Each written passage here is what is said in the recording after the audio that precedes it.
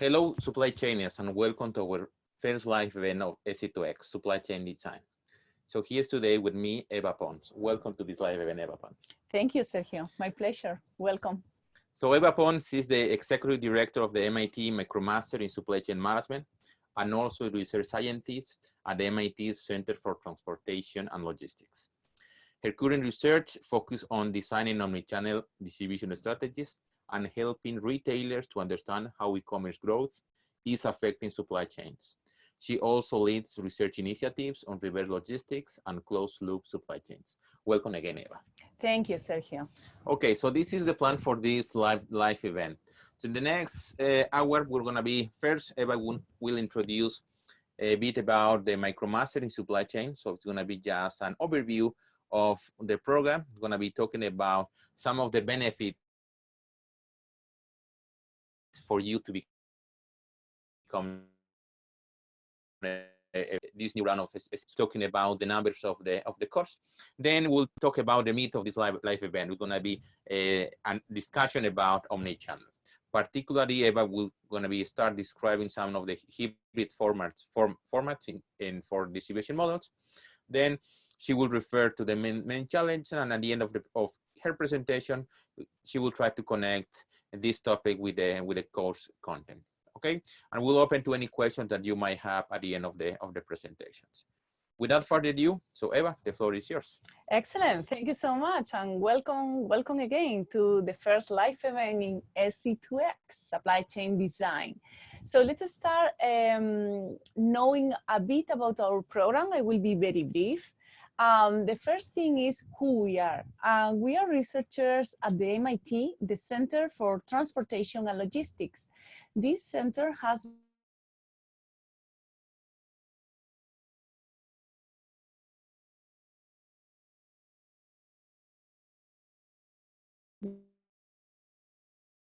for me an approach in every single thing we are doing here at the center.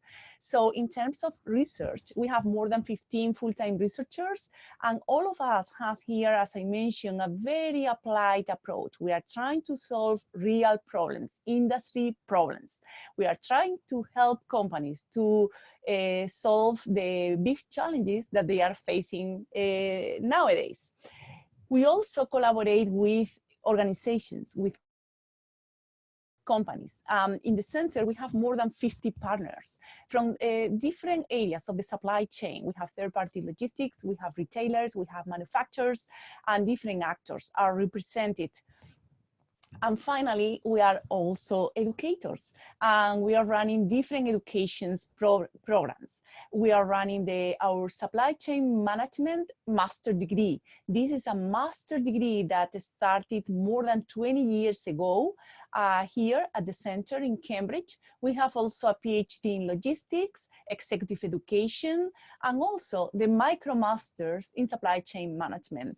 MicroMaster started in 2015. This course, SC2x, is part of this MicroMasters program that I'm going to talk a bit more about that. We are also part of a global scale network. Our center, there's the Center for Transportation and Logistics, is here in the United States in Cambridge, Massachusetts. However, we have centers all across the world. We have one center in Spain, in Zaragoza, one center in Malaysia, one center in Ningbo, China, another one in Luxembourg, in Europe, and one more in Colombia, Latin America. So as I mentioned, this is a global community of researchers and faculties working across the world in this area. As a SCX learner, and more specifically as a learner in SC2X supply chain design, you are part of a huge community of SCX learners. So welcome to this community. You are part of more than 300,000 SCX learners. These are learners that have been enrolled in at least one of our SCX courses. 22,000 of these learners has been verified. And I will explain in a bit what verified learners mean. We have issued or granted more than 30,000 certificates. Our learners are from more than 190 countries. So far, we have issued 1,800, more than 1,800 credential holders. These are the students that have completed the whole program. And what does the program include? The MicroMaster program includes 5 SCX courses. The course you are enrolled now is SC2x, Supply Chain Design. If you are part of the program and you are taking the courses in sequence, you might be now halfway of the program. You might have completed so far SC2x, Supply Chain Analytics, SC1x, Supply Chain Fundamentals, and now most of you might be taking SC2x. Some of you, maybe you just started with SC2x. That's okay too. This is also a standalone course. So you can take supply chain design if you are just interested in network design models and finance in supply chain and certain topics in supply chain. After that, you are very welcome to continue with supply chain dynamics, supply chain technology. We are also offering now supply chain analytics, our SC2x course, the one that you have on the bottom of the slide, as a reference course. And this has been designed now for anyone that want to refresh their analytics skills, and take the course can be taken at the same time that you are following any of our instructor-paced courses. The program, as I mentioned, includes these 5 SCX courses, and at the end of that, everyone needs to complete and pass a comprehensive and final and proctor exam. This is what we call the CFX. After completing that, our learners earn the MicroMaster credential, and a standalone certificate that you can use to apply for a job in supply chain management, or you can use to apply to a master degree program. Here at MIT, we are offering a master degree program for MicroMasters holders. And also, there are more than 20 universities across the world that are offering pathways for credit to a master degree using the MicroMaster credential. So if you are interested in any of these options, I really encourage you to pursue for all of the courses in that program. As I mentioned, there are 2 types of learners, verified and audit. Our principle in our program is to deliver this education to anyone from anywhere for free. So anyone can enroll in our courses. These are our audit learners, and they can take the course for free. They can have access to the videos and the practice problems. If you are interested, however, in pursuing for a certificate, then you need to become a verified learner. This means that you need to pay a fee. The current fee for this course is $200. However, in January 2020, this might change. You also need to be ID verified learner. So 2 steps in order to become a verified learners.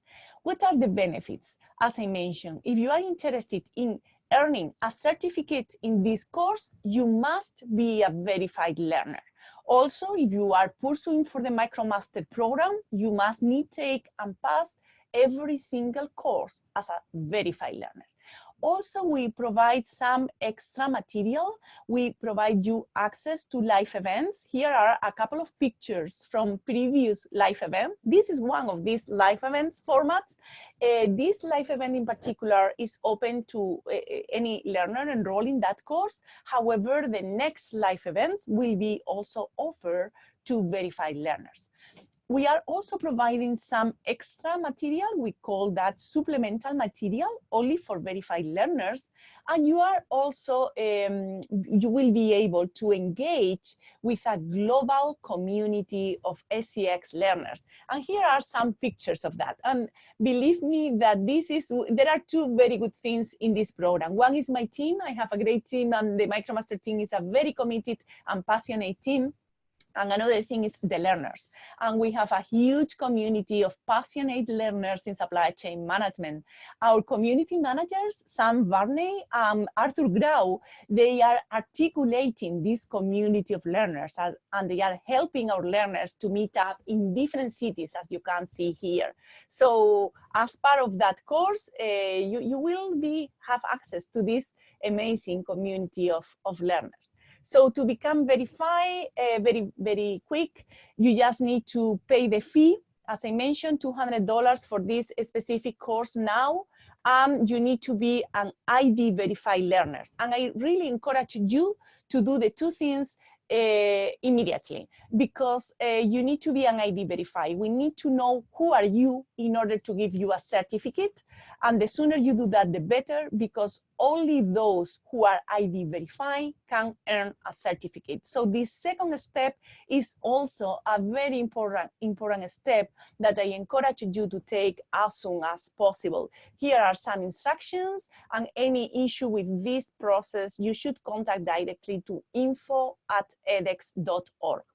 So I think, Sergio, this is all about the overview about the program. I don't know if there is any questions, or you prefer to move into SC2X. Yes, let's move forward, and as we receive questions, I will ask you, Eva. So thank you, Eva, for this overview of the program. So let me now talk a bit about SC2X, about this current run of SC2X. So this run, so we have so far almost 8,000 learners enrolled in this course. Out of these 8,000, we have almost 700 verified learners.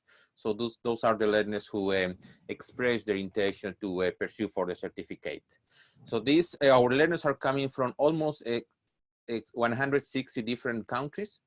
And there are two important dates for this course. The first one is the enrollment deadline, and that's going to be next week, November 13th. So if you have any friends or any colleague or any family or any relative that is intending to enroll in our course, please tell us that he or she has only 1 week to become enrolled in the course. The second important date is the verification deadline, and that's going to be in November 20. And that's the date when you have to become verified learner. So if you want to pursue and you want to get the certificate at the end of the course, please verify it before the deadline. The last thing that I want to mention here is that we have a team of community TAs. So we have 13 outstanding professionals, supply chain professionals, that are helping us in order to help you to assess all the questions that you might have. Okay, then what are the ways that you can interact with us, with the course team? There are a couple of channels. First one is you can, for any question that is related to learning, so any question that you have about the content, please use the discussion forum. So the place to go is the discussion forum. And here the CTAs are doing a great job. They're going to be helping us in order to answer all the questions that you may have about the content, the specific content. So basically we have one discussion forum that is set for each individual video, for each individual quick question, and for each individual practice problem. If you have any question that is not related to the content itself, but is related to the assessment, for example, you have questions about graded assignments and exams, so the place to go is the email. So we have set an email account that is sc2xhelp@mit.edu. And the intention here is not to provide any hints about the solution of the problem. So basically, the main intention is to clarify any doubts that you may have about what the problem is asking. Okay, so that's a big difference. But also, we are open to any feedback or any idea that you might have in order to improve the course. If that's the case, please send us an email. You can send us an email to the SC2X help, or you can also send me a direct message to me, or maybe through the discussion forum. So we are more than welcome to receive any feedback that you might have. Excellent. I think a couple of learners raised their hands. So let's see which questions they have before moving to the omni-channel distribution strategy discussion. Sure. So let's see. So let me see. So the first question is Lala Imanova.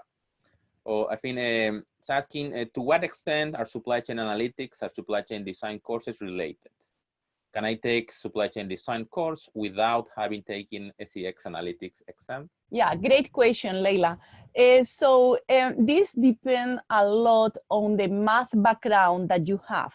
So supply chain analytics review the main analytic techniques. We go through probability, statistic, linear programming models. So you will study in SC2x the basic tools and techniques that we are mainly used in SC1x and SC2x. So if you have a strong math background, I would say you can go directly to SC2x or SC1x. However, if your math background is not as strong, then we really encourage you to take SC2x before or at least at the same time that you are taking SC1x or SC2x. So we also have connections in the course that connect the specific module in SC2x that will help you to better understand that technique or module in SC2x. Is that correct, Sergio? Correct.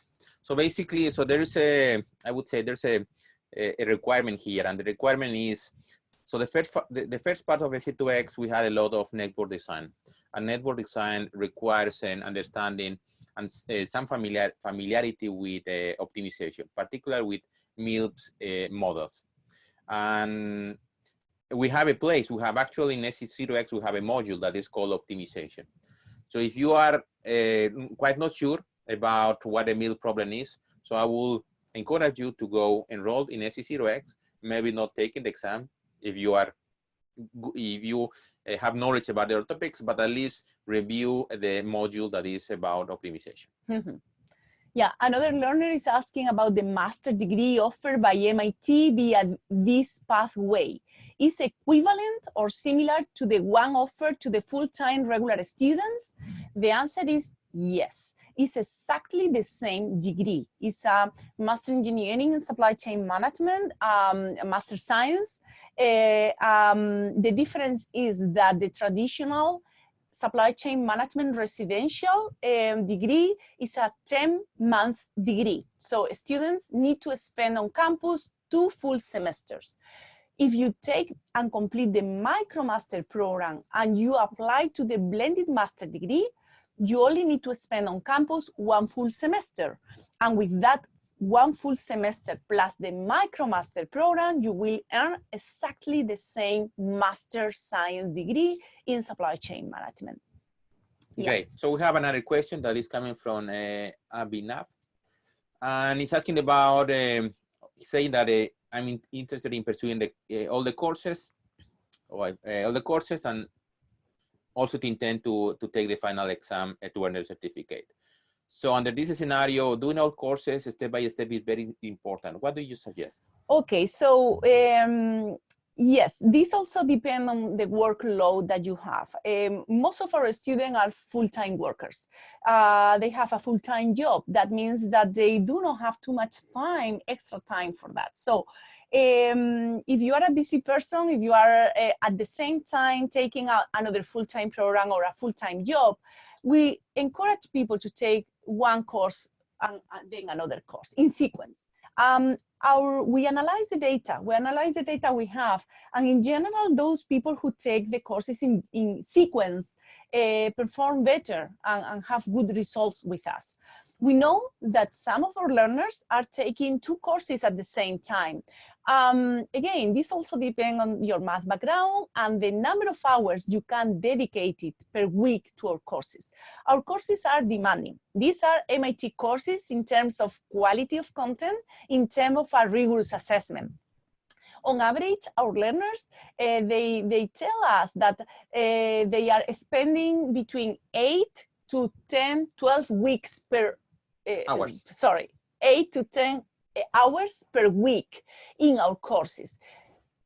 So this depends on the effort you can dedicate to that, the math background that you have, and also the other commitments that you have.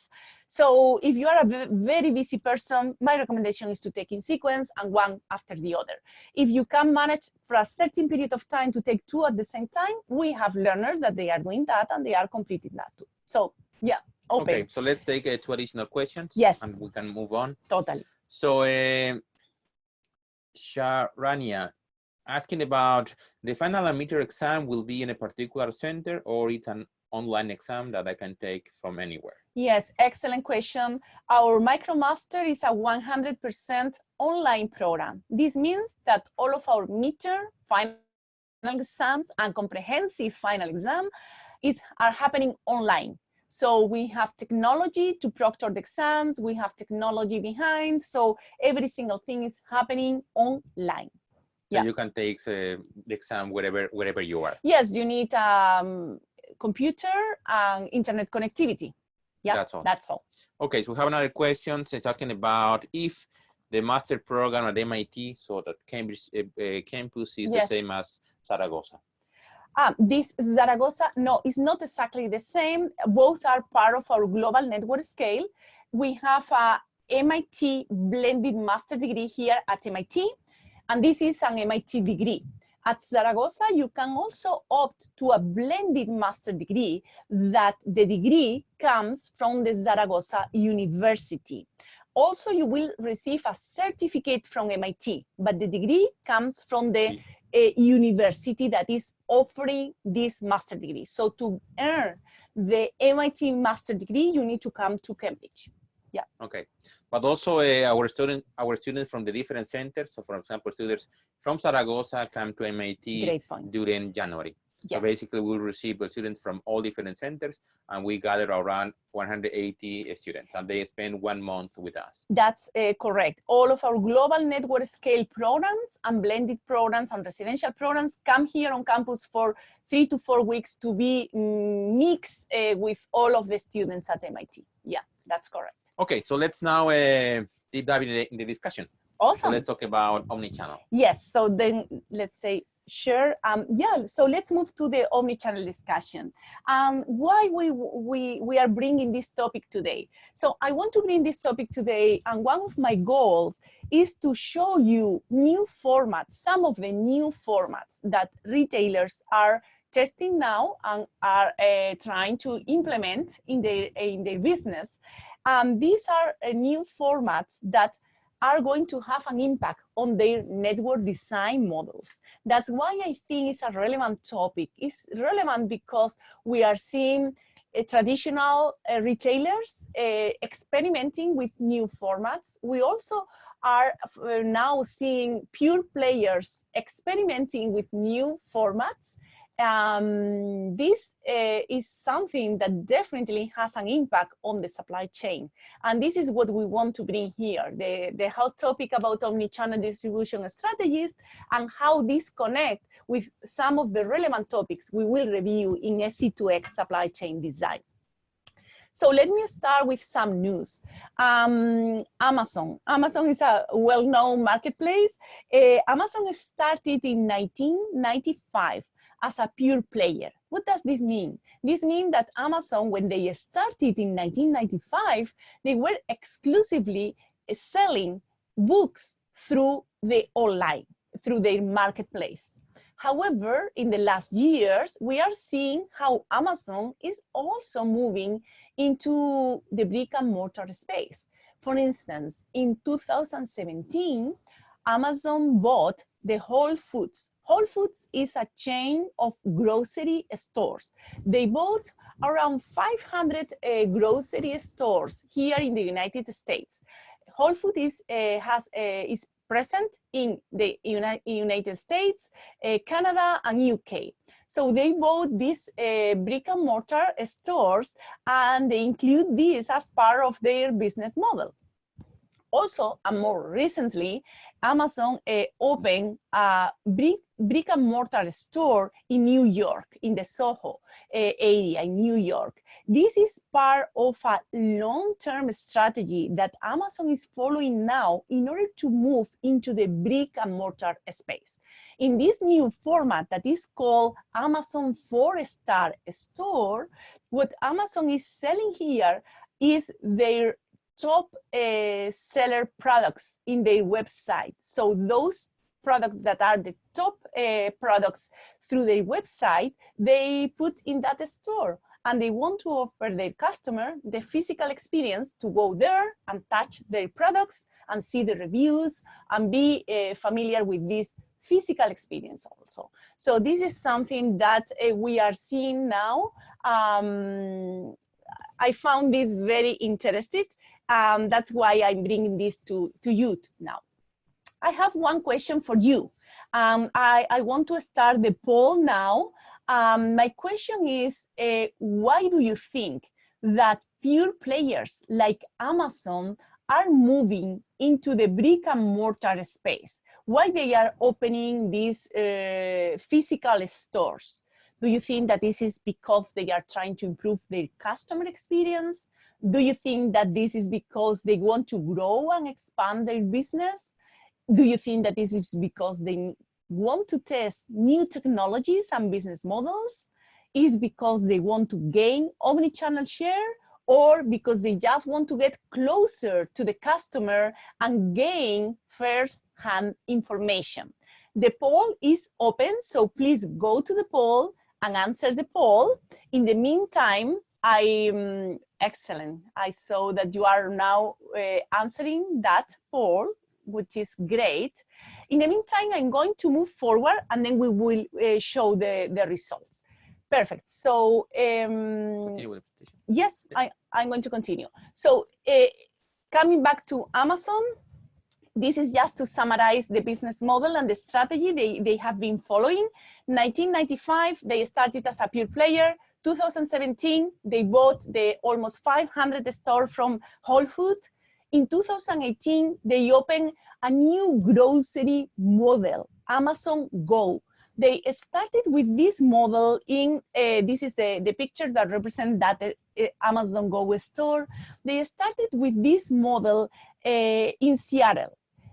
It's a cashless brick and mortar convenience stores. What they want here is just to provide a different customer experience. They want you to go to a convenience store that you don't need to be in a lane in order to pay. No cashiers. Every single thing rely in new technology, in sensors, computer science, in order to, you just go through with your app and your cell phone and your app, you go through the scanners, and that's all you need to do in order to buy products in that store. So they are playing with new formats and also, I would say, with new customer experience. And as I mentioned before, more recently, they opened the 4-star store in New York City. And they are trying to expand this strategy. In terms of Amazon Go, they most recently, they opened also a store in Washington, D.C., and they are planning to roll out the model and open more than 3,000 Amazon Go stores in different states and cities in the United States. Another pure player is Wayfair. Wayfair is a very well-known company here in the United States. This is a company that is selling furniture and is a pure player. It's a company that initially, when they started, they only were selling their products through the online channel. So it's one of the largest online only home goods retailers in the United States with 50 million of active customers. They are delivering 28 million orders. And what I want to bring here is this is one of the retailers that they just move also into the brick and mortar space. Very recently, they announced that they are going to open their first physical store in a mall here in Massachusetts, in Natick, and they are opening that also to be present in this brick and mortar space, physical space. So it's another example of a pure player moving into the brick and mortar. So let's have a look to your answers. Let's see what you said. Okay, so we have that 66% or 68% think that Amazon or pure players in general are moving to the brick and mortar space to gain omnichannel share. Yeah, I agree with that. It's a strategy and it's a way to play with different formats, hybrid formats. That is one of the things we are going to cover today. 54% said that is to get closer to the customer and gain first-hand information. This is a great point. And I also agree with that. To have first-hand information from customers is a very valuable information.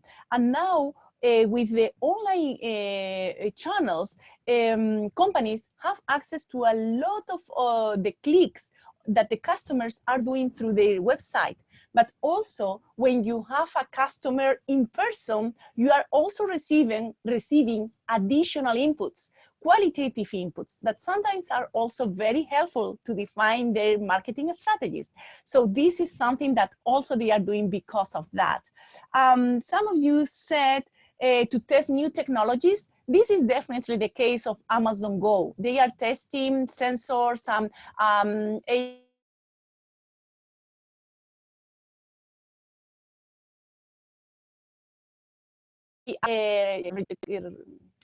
how do you say, the cashiers, and just use the technology in order to make the process much more efficient. So yeah, that's great. Thank you for completing the poll. I'm showing the results right now. Let's share with the yes, group. Yes, share with the group.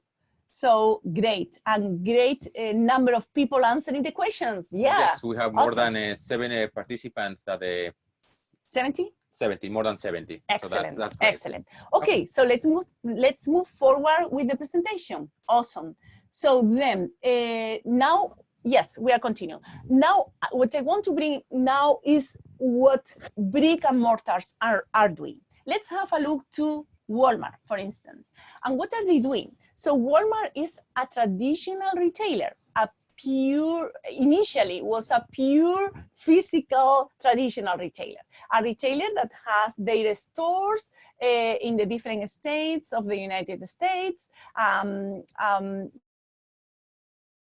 More recently, they are trying to acquire different companies, technology companies, marketplaces, like Jet.com, like Bonobos, like Rakuten.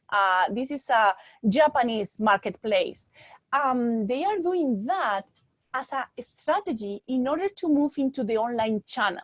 So they are doing a big push into the online grocery business and trying to offer to their customers the option to buy online and pick up in the store. Why are they doing that? One of the reasons is because they want to take advantage of their network of physical stores that they already have. That's why they are offering these stores to their customer in order to pick up their online orders.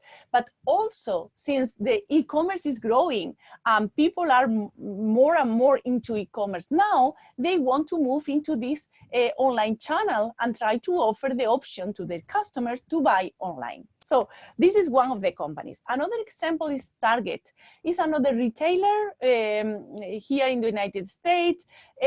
Target recently rolled out the store pickup for online orders, and they acquired Shipt, a third-party logistic company. And they do that in order to offer same-day delivery. Same-day delivery is some of the traditional brick and mortars are struggling to offer this same-day delivery. It's not easy. It's not easy to receive the order today and deliver the order today. Some of these companies are able now to deliver the order in 2 to 5 business days. Maybe they are able to do in the next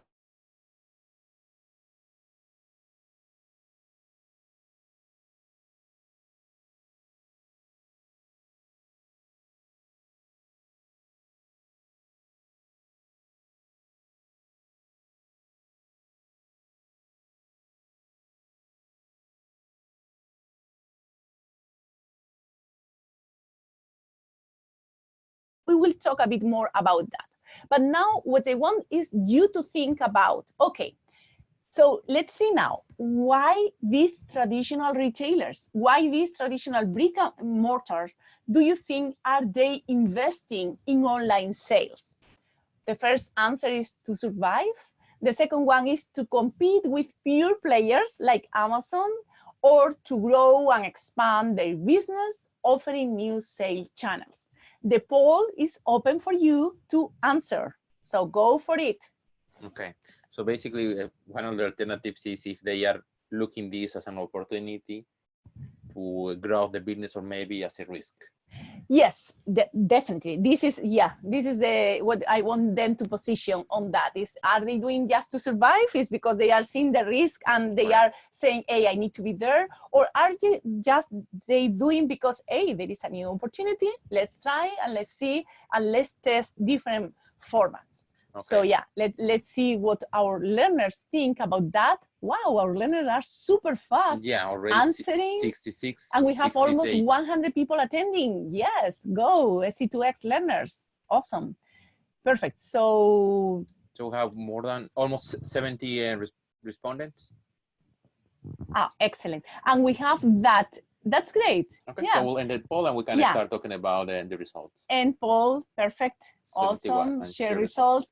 So 44% things that these brick and mortars are doing to survive, yeah, probably, and 30% to compete with pure players, just to compete with pure players. Yeah. Which one was the most voted? Was 80%? 80% to grow and expand their business, offering new sales channels. Okay, yeah, so definitely. So that will be like the opportunity point of view. Definitely, the opportunity point of view, and most of them think that they are doing in order to expand their business, grow in that. Okay, awesome. Good, that's great, perfect. Awesome, so let's continue. Okay, so what I want to bring here is, there are two facts here. One is the growth of e-commerce. Definitely. But the other fact here is the growth of mobile devices.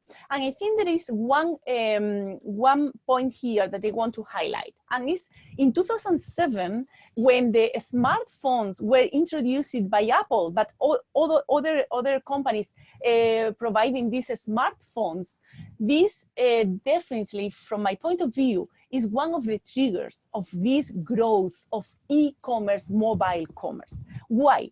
Because these smart devices, these kind of smart devices, these are helping us to buy from anywhere, which is great from the customer perspective. We can buy from anywhere. Now, we also have many different options in order to decide where we want to pick up our product. Do we want to receive at home delivery, the traditional way of e-commerce? Do we want to receive or do we want to go and pick up in a store, in a convenience store, in a metro station? There are many different options now. This has opened recently to the customers. And I want to bring that because, again, I want to connect with the supply chain. Now, almost every single stage in the business, in the buying process model, can happen almost from anywhere. And this is how these new opportunities for the customer translate into the company. This is a big mess for most of the retailers. Why? Because, okay, they are offering different channels, different formats, different options, different delivery options. But at the very end, when we are delivering a physical product, the company needs to prepare the order. And the company needs to be able to send the order to your house or to your office or to the park or to the metro station, wherever you decide to get that. And they need to combine the different options, and they need to face some challenges that are impacting a lot the supply chain. And we are going to talk more about these challenges. But before telling you those challenges, I want you to think about those challenges. So what are the key challenges that you think that retailers face in an omnichannel environment? One of those challenges is to decide where they are going to prepare the orders. The second one is how to manage the returns. The third one is which channels should a retailer offer? How many formats should I offer as a retailer? And how to deliver to my online customer. There are many different options now. So let me know, which do you think are the key challenges that retailers are facing today when they consider to move into an omni-channel environment? Okay, but could we clarify the first option? So where to prepare the order? Yes, definitely. So as let's say that I'm a traditional retailer, but I'm offering also online, and I receive an online order into my system. Okay, so I have my traditional stores, I have my distribution centers, I also have now a e-fulfillment center to prepare online order. So I need to decide where I'm going to prepare that order. Should I use my traditional retailer, my traditional physical store to prepare the order there? If I do that, I'm going to use the inventory I have in the store in order to prepare the order. However, if I decide to prepare the order from the distribution center, what I'm going to do is use the inventory I have in the distribution center to prepare that order.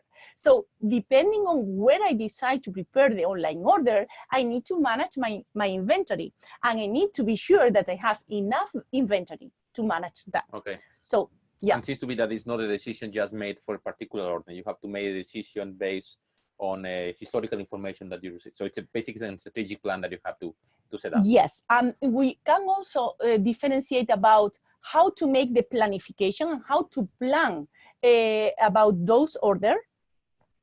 We can have a centralized model for planning the orders, and then we can have a decentralized model in order to decide where we are going to prepare. This also connects with another relevant decision in supply chain, that is the delivery lead time. When should I deliver that order? Should I deliver the same day, the next day, 2 to 5 business days? Because depending on how fast I need to deliver the order, I need to prepare the order closer or not as close to the customer. So what I want is to bring also, I want the student think about the challenges, but also always think about the trade-off about cost and service. Okay. That is one of the main trade-offs in supply chain. Great. So we received more than 60 awesome. Responses. I'm gonna end that poll. I'm gonna be sharing now the results. Perfect. So most of you said, okay, one of the most important challenge is which channels should we offer? And this is totally connected with the format. Which are the format, the hybrid format that I should offer? Because what happened to retailers now, and we know that when companies came to the center and we asked them, what are your main challenges that you are facing today? They are struggling with different things. One thing is, how many formats should I offer to my customer, and how should I integrate my online channel with my offline traditional challenge? And this is not easy to solve. Second thing is how to manage the returns. Yes, returns, and more specifically, commercial returns are increasing a lot because of e-commerce.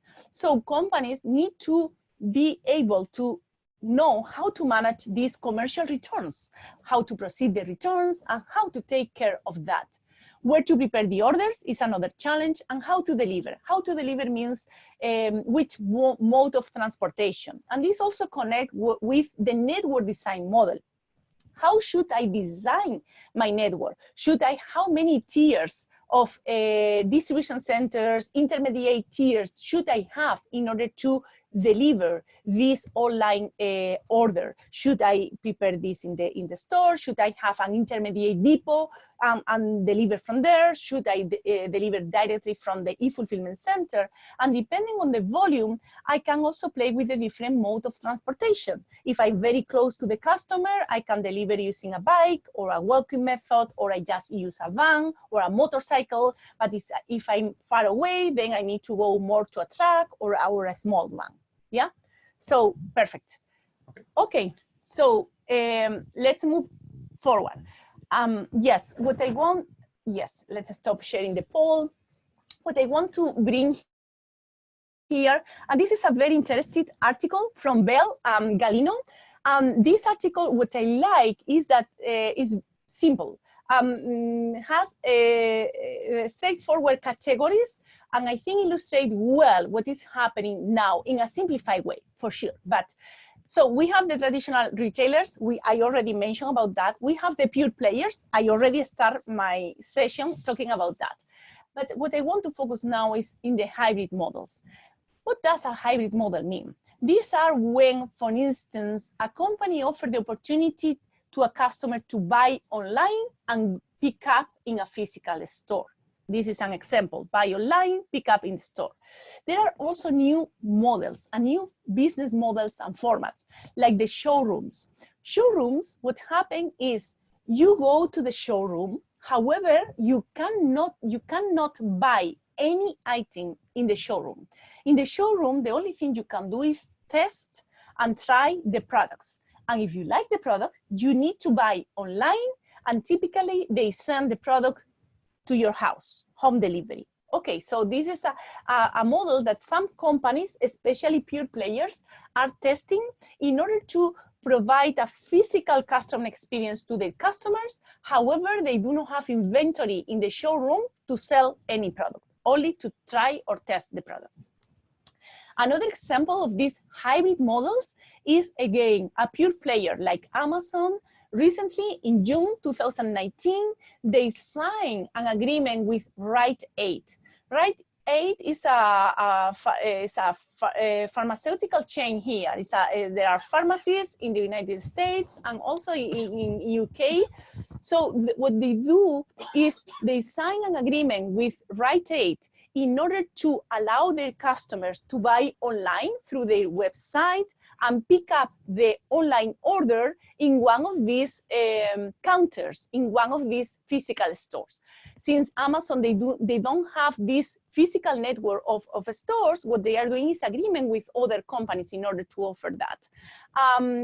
Among the benefits is to offer flexibility to the customer, convenience to the customer, but also for the partners that sign this agreement, they are increasing the flow of customers in their physical stores, which always is the opportunity to bring a new customer.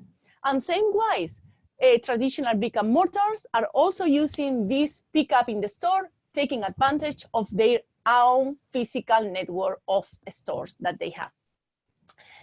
Summarizing the key challenges, returns. You also mentioned that a higher number of returns because of e-commerce. Information, how to show that information. This is also very important, which information we need to show and how to show the information, because if we go to a pure online experience and the customer need to make the decision through the website, the more accurate information we are providing, the better in order for them to make that decision. Fulfillment is another key challenge. How fulfill transactions, where to prepare this transaction, how to connect the inventory visibility, and end-to-end supply chain visibility is another key challenge that retailers are facing in this environment. And finally, we are seeing pure players and traditional brick and mortars playing with these hybrid formats: buy online, pick up in the store, research online, purchase offline, reverse showrooming, or pop-up stores, mobile showrooms, many different formats. Technology is always helping. Some of these companies that are moving into online, they are also trying to use augmented reality technology in order to provide a better customer experience through their website online. And some examples are IKEA or Nike or Adidas. What they are doing is just playing with this real information, so you can scan your room and you can play with the real products they are selling through the website and see how that product fits into your dining room or living room or wherever you want to buy the product for. Another example of virtual reality is and I encourage you to watch this short YouTube video. This shows how Tesco implements in Korea a new e-commerce model where you are waiting for the metro in the metro station. You can see kind of the different products in the supermarket. You can use your app and you can buy directly to your products. Then once you arrive home, you can receive your order. This is a same-day delivery model that they are testing in South Korea. So very interesting model, and a very fun and short video to watch if you are interested. My final question for you guys is to connect with SC2x, because at the very end, what we want you to do today is to motivate to study and learn SC2x, supply chain design. So I want you to ask which areas of the design of supply chain you think that will be impacted by the growth of e-commerce. Network design, procurement, distribution strategies, supply chain finance, or production planning. All of these are topics that you will learn and study in supply chain design in this online course. So try to complete the poll. Yeah, and here are the main topics that you are going to review with Sergio and the team in this SC2X course. Yeah, so mainly we will have like 5 main topics. So the first 2 weeks is going to be all about supply chain network design. So starting with some simple models and moving forward to a more complex models. Then in week 3, we're going to be discussing about production, how to formulate a production plan, and also how to formulate or run an SNOP meeting. Then in weeks 4, we're going to be talking about sales and operation planning, but also introduce the new concept of distribution strategies. And here where all this omnichannel concept will be introduced. Then we'll have the break. So I will receive some questions about the break, if this was a mistake or intended. So we'll have, for the first time we'll have a break. So after we close the midterm exam, we'll have a couple of weeks for the holidays, and we'll resume the course in January 1st. So this is not a mistake that was intended. And the main idea was to give you some free time to spend in your holidays with your family. Then after this break, we'll continue the course in reviewing in week 7 about supplier management. So basically about procurement. And the rest of the weeks, we're going to be dedicating our time to review about supply chain finance. So those are the main topics of SC2X. Excellent. So let's see the results of the poll. Let's share the results. What we have is that 87% think that this distribution strategies is one of the areas that is going to be more impacted. I fully agree with that. And network design models. Yes, I think these are the 2 topics. However, it's going to affect any other the other areas too. But let's say that distribution strategies and network design will be the 2 that are going to be very directly affected by this omni-channel environment that companies are facing nowadays. Let's try to answer some of the questions of our learners. So let us stop the presentation. Share results. I don't know if I shared it. No, I think we shared. We share? Awesome. Yeah. And then let's try to answer some of your questions. Okay, so we have one question, for example, that is saying, do you think that e-commerce will completely replace the traditional brick and mortar stores? This is a great question. No, I don't think it's going to replace. What I think is that the traditional brick and mortar stores need to redesign and to rethink for which purpose they want to use their physical store. And as we mentioned, there are many different formats, but I think still traditional brick and mortars can take a lot of advantage of the physical network that they already have. And we saw a very recent example here. We are seeing Amazon doing agreements with traditional brick and mortars. They are doing agreement in order to offer this pickup option, convenient, flexible option to their customers.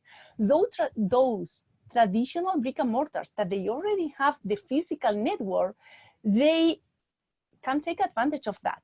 What happened is that I think they need to rethink which physical customer experience they want to offer in their stores. And also they need to move into online in order to try to move into hybrid formats that take, let's say, the advantage of the both worlds at the end. So I don't think they are going to disappear. I just think that they need to think and redesign for which purpose they want to use their space, the valuable space that they have as a brick and mortar. Yeah. Okay. Awesome. Same questions or by the same students. Do you have an estimated percentage for e-commerce growth? Yes, I have a chart, a beautiful chart that they didn't bring here today, but definitely I have that chart and I can share after the presentation. And you can see that e-commerce has been growing kind of 2-3%, and after 2007, the growth of e-commerce increased to 5 to 6%. And then depend on the industry and the field. So in the grocery store, we are seeing that the online represents between 2 to 3% here in the United States. And the plan is growing.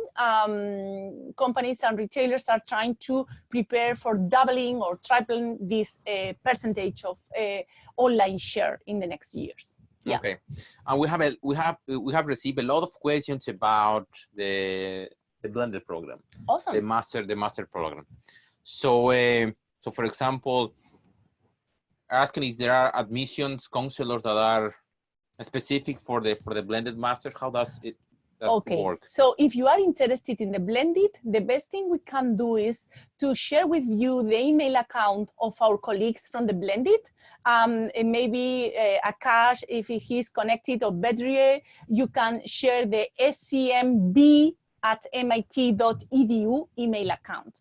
So our colleagues from the blended program are always happy to answer any questions you have about the admission process or the deadline for the applications, of any question related to that. So please, if you want to learn more about the blended, contact directly to the scmb@mit.edu email account, and they will be super happy to answer any question you have.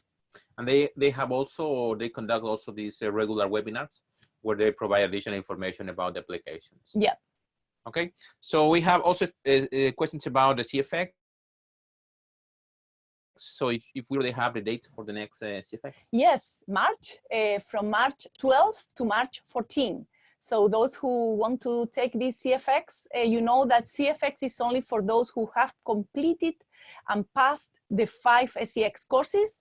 Once you complete and pass the 5 SCX courses, you will be eligible to take the final exam. The next one is in March, and after that we will have